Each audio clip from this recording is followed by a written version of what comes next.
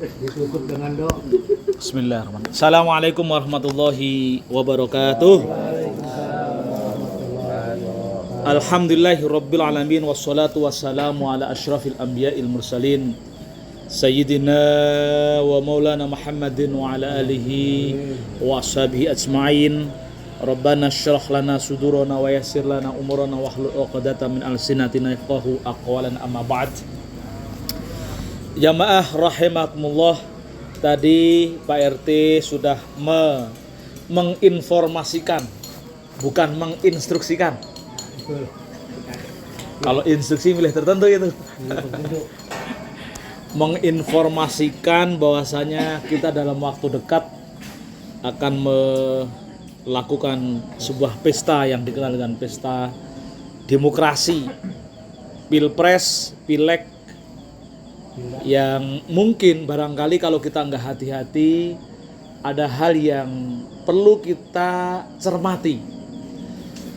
Saya coba cari sebuah hadis Rasulullah SAW agar kita berhati-hati ketika membicarakan orang. Ini penting, biar kita hati-hati.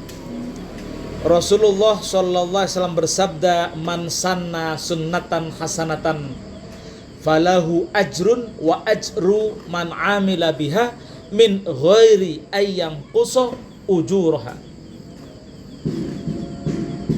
Sebaliknya, man sanna sunnatan hasanatan falahu wizrun wa wizru man amila biha min ghairi ayyam qusa wizraha.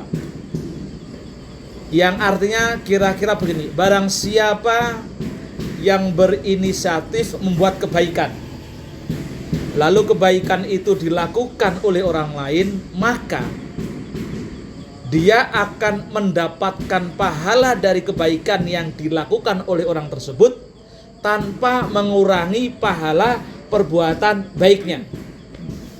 Sebaliknya, barang siapa yang berinisiatif membuat sebuah perbuatan dosa atau fitnah atau ghibah atau apapun itu informasi jelek, lalu informasi jelek itu diteruskan oleh orang lain, diamalkan oleh orang lain, maka baginya adalah dosa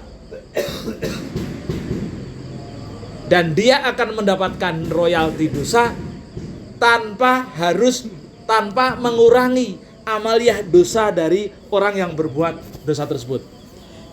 Ini penting. Dalam konteks ini pilkada ini menarik, pilpres dan pileg itu menarik. Kita kalau mengunggulkan, menginformasikan keunggulan dan kebaikan orang, bagus itu. Kan itu. Karena kebaikan yang diinformasikan, kita lalu mendapat pahala. Karena menginformasikan kebaikan. Yang bahaya itu menginformasikan sesuatu yang belum tentu kebenarannya. Kan begitu? Dan itu banyak. Apalagi ketika itu dianggap ketidakbenaran sampai pada kita, wah ini cocok nih untuk menjatuhkan. Kan begitu ya? Maka ketika itu di-share oleh penerima WA, di-share, maka baginya ketika nge-share itu dosa. Kenapa? Kalau karena belum jelas kebenarannya, belum jelas benar-benar buruk apa tidak. Uang ketika benar-benar buruk saja haram menginformasikan keburukannya pada orang lain. Kan begitu? Apalagi ini disampaikan, namanya membuka aib. Buka aib, terus buka aib. Coba, wah ada yang di grup, wah cocok, di-share lagi. Berapa orang yang nge-share? Dosa. Kita yang nge-share pertama kali dapat royaltinya dosa tanpa mengurangi dosanya dia. Nambah terus. Maka hati-hati. Makanya saya kalau ngelihat di grup ada WA udah catatannya. Misalkan catatnya paslon tertentu. Wah, ini harus diviralkan karena ini jelek. Enggak saya buka karena saya enggak mau menambah dosa orang-orang yang nge-share itu. Karena ketika buka kan saya dosa. Baca, apabila saya setuju, nge-share lagi, maka akan tambah dosa yang nge-share pertama kali. Ini harus kita hati-hati. Dan sering kita nggak sadar gara-gara cinta buta kita pada orang tertentu. Silahkan informasikan keunggulan paslon yang disukainya, tapi jangan informasikan keburukan orang lain. Karena Rasul pesan, man sanna sunnatan hasanatan falahu ajrun wa ajru man amila biha min ghairi ayyang kusa ujurha. Itu kalau baik, dapat kebaikan tanpa mengurangi kebaikan kita. Jadi kayak misalkan kita itu pejabat RT misalkan, menginformasikan kebaikan, lalu dilakukan oleh rakyatnya, maka RT dapat royalti pahala. Kan begitu? Tanpa mengurangi kebaikan orang yang melakukan. Guru ngajar tentang sholat, tentang wudu, dia sholat dapat pahala. Yang ngajar dapat pahala kebaikan juga, pahala sholat tanpa mengurangi pahala sholatnya. Nah, ini nih yang perlu diperhatikan. Tapi kalau keburukan itu yang sekali lagi saya ingatkan betul, ini demi cintaku padamu gitu. Biar kita di dunia bersama-sama, di akhirat bersama-sama, begitu. Karena Allah berfirman, wasiqal ladzina taqaw rabbahum ilal jannati zumara. Ayo bersegeralah kita berbondong-bondong satu rombongan jamaah Masjid Nurul Iman ke surga. Ketika di absen berapa nih? 1, 2, 3, 4, 5, 6, 7, 8, 9, 10, 20. Misalkan nanti Pak Haji sebagai pembincang lihat 20 lengkap berangkat. Jangan sampai 20. Kok berkurang 2 kemana? Belok. Ada yang belok. Gara-gara kenapa itu? Gara-gara mengkampanyekan keburukan orang. Kan begitu, repot. Kita ingin 20 ini syukur satu kampung bareng di bawah komando Pak RT. Begitu. Kan begitu ya? Karena selalu yang dibawa kebaikan. Zumaro, berbondong-bondong. Kita harap begitu. Sama terus dunia akhirat bersama. Begitu. Maka kita jangan lelah untuk mengingatkan saudara-saudara kita, biar tetap kita bersama, tidak hanya di dunia tapi juga di akhirat. Sehingga jangan sampai kita membuat kreasi keburukan, jangan sampai membuat kreasi dosa. Kan begitu?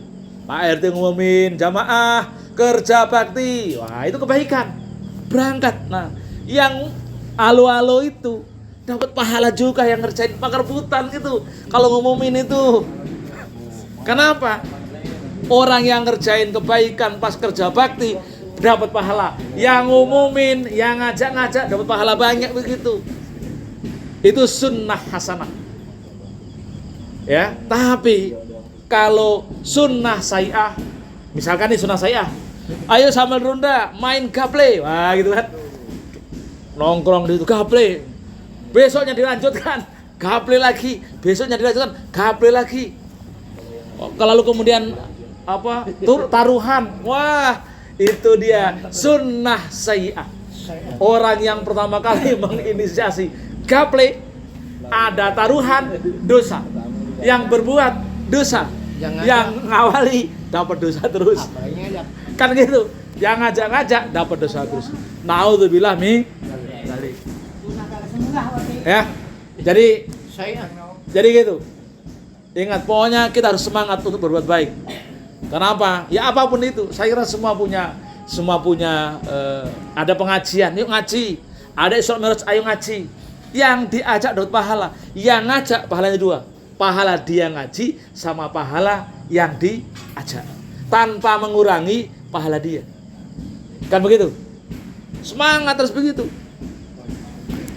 Ini biar hati-hati karena godaan untuk mempromosikan kejelekan orang itu ada di depan mata. Maka ketika sebenarnya gini, ketika misalkan Rasul kan ketika Isra Mi'raj kan di Sidratul Muntaha, lalu diajak jalan-jalan sama malaikat Jibril melihat neraka.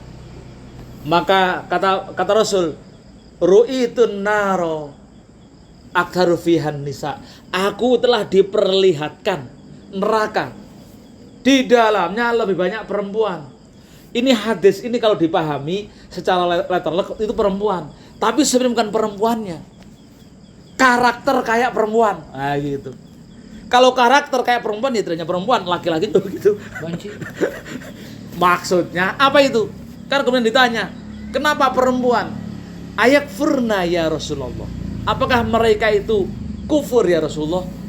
Kan begitu. Kala, bukan. Nah, salah satu karakter perempuan itu lemes, ember, bocoran. Kalau nggak ghibah nggak asik. Kan begitu. Jadi kalau kita nerima informasi apa rahasia atau broadcast di WA, kita nge-share, itu karakter perempuan. Maka bukan aktor Fianisa, pokoknya di dalamnya itu yang mirip atau memiliki karakter perempuan, ember, tukang ngomongin orang, tukang ngomongin kejelekan orang, seneng dengan kejelekan orang, itu karakter-karakter yang harus dijauhi karena itu bisa mendorong kepada terjerumus ke dalam api neraka. Banyak yang lain tentang karakter-karakter itu. Nah, mungkin kita sampaikan di kesempatan yang lain. Mudah-mudahan satu hadis tentang pesan pentingnya mengawali berbuat baik, pentingnya menghindari perbuatan buruk, ini bisa menjadi motivasi kita untuk memperkuat, menambah atau semangat untuk berbuat baik. Sementara tentang menghindari perbuatan jahat, mudah-mudahan secara bertahap kalau kita punya kebiasaan bisa dikurangi pelan-pelan. Wallahu a'lam bishawab. Mudah-mudahan membawa manfaat bagi kita semua. Marilah kita tutup taklim pada malam Jumat hari ini. Mudah-mudahan hajat kita yang kadang baru berkesempatan mendoakan para leluhur kita sampai semua ke leluhur kita ya. Karena tanpa malam Jumat kita kadang jarang baca Yasin atau jarang baca Quran.